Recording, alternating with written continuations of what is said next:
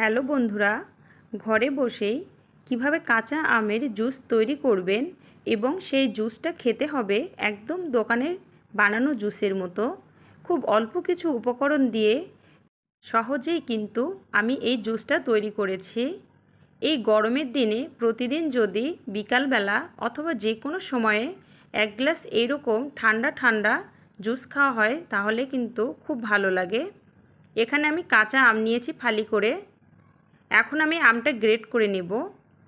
Great করব এই কারণে, আমটা যদি গ্রেট করা হয় তাহলে কিন্তু আমের জুসটা খেতে বেশি ভালো লাগে, আমটাকেও আর ছাঁকা লাগে না, খুব অল্প সময়েও ব্লেন্ড করা হয়ে যায়। আর ব্লেন্ড করার পর আমটা কিন্তু একদমই পেস্ট হয়েও যায়।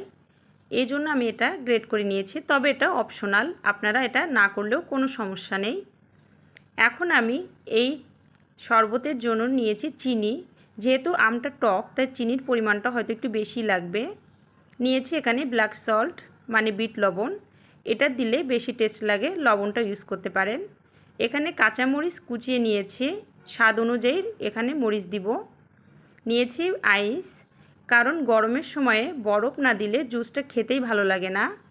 এখন একটি মিক্সারের জার নিয়েছি, এর ভিতর আমি গ্রেট করা কাঁচা আমগুলা এক এক করে দিয়ে দিব। আমের এই গ্রেটটা দেওয়ার পর এর ভিতর আমি অন্যান্য উপকরণগুলা দিয়ে দিব। আমি এখানে প্রায় 1/4 কাপ মতো চিনি নিয়েছিলাম, সে চিনিটা আমি সম্পূর্ণ দিয়ে দিলাম।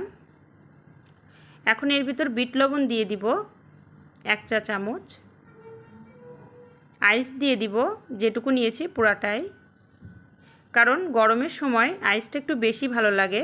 কাঁচামরিচ কুচি দিয়ে দিলাম, অল্প করে দিয়েছি। ব্লেন্ড করার পর দেখুন এটা কিন্তু একদম পেস্ট হয়ে গিয়েছে। এবার আমি এটা পাতলা করে নিব। আমার পরিমাণ বুঝে আমি এখানে পানিটা অ্যাড করছি।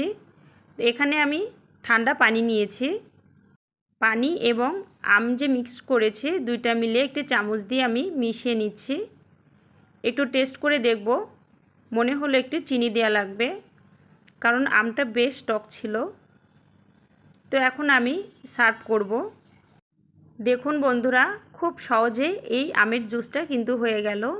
এই গরমের দিনে আমের জুসটা খেলে যে কতটা প্রশান্তি পাওয়া যায় সেটা বানিয়ে না খেলে হয়তো বুঝতেই পারতাম না। আমের জুসটা কেমন হয়েছে অবশ্যই আমাকে কমেন্ট করে জানাবেন। আর আপনারা কিন্তু আমার চ্যানেলটি সাবস্ক্রাইব করতে একদমই ভুলবেন না। পাশে থাকা বেল বাটনটি কিন্তু ক্লিক করে দিবেন নতুন নতুন ভিডিও দেখতে।